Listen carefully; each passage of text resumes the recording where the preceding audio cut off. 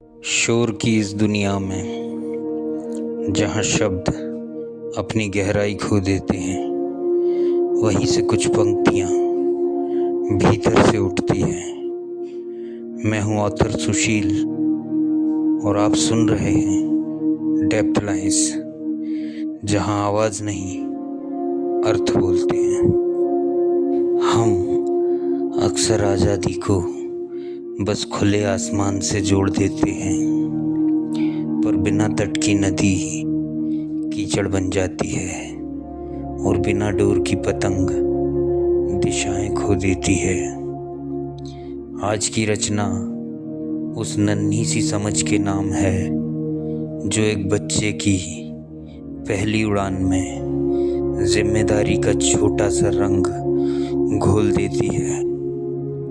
यह एक पिता और एक नन्ही हथेली के बीच का संवाद है, जहां उड़ान पंखों से नहीं जड़ों के एहसास से शुरू होती है। सुनिए, जहां उड़ान ठहरती है।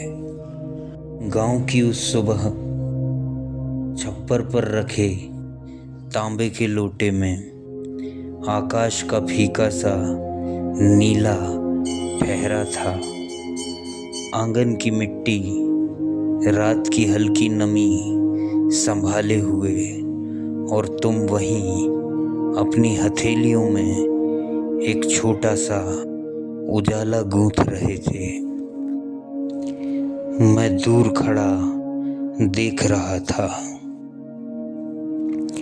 तुम्हारी हंसी और मेरा मौन एक ही दीपक की दो लौ की तरह जो जलना सीख रहे थे।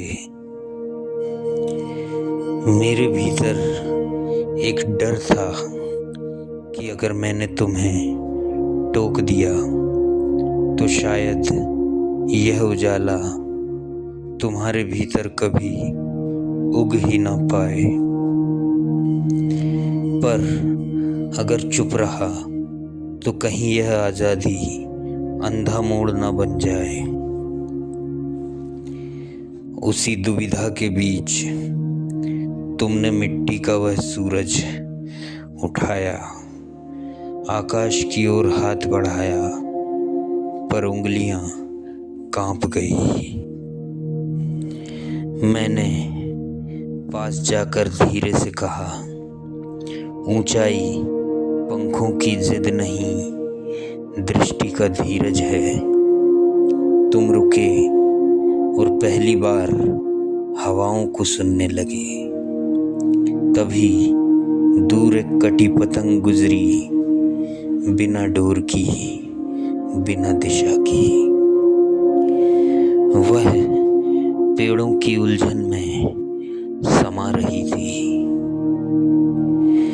तुमने पूछा, क्या यह आज़ादी है?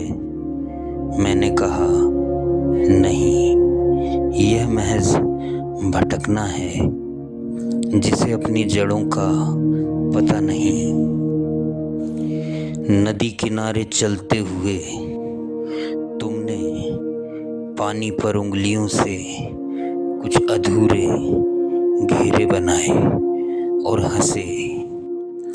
देखो, नदी तो हमेशा भागती है। मैंने तुम्हारा हाथ थामा। नदी भागती नहीं, बहती है। उसके किनारे उसे रोकते नहीं, उसे आकार देते हैं। बिना तट की नदी बस कीचड़ में बदल जाती है। तुम शांत हो गए। तुम्हारी आंखों में कहीं एक सूक्ष्म सा अंकुर फूटा, समझ का, जो शब्दों से ज्यादा अनुभव में जन्म लेता है। शाम ढलते लौटे तो तुम्हारे हाथ में वही मिट्टी का सूरज था।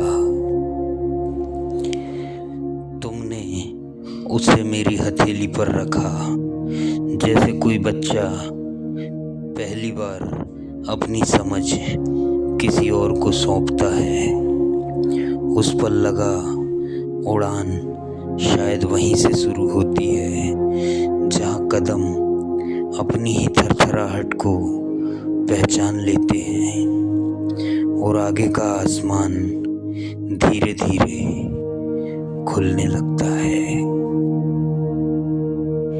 शायद ये पंक्तियाँ सिर्फ मेरी नहीं थी, आपके भीतर भी कहीं किसी कोने में दबी रह गई थी।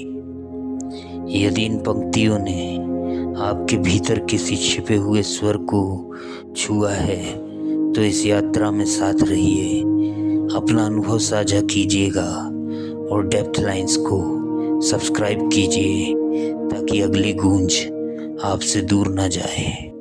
मैं हूँ ऑथर सुशील, फिर मिलेंगे किसी और गहराई में।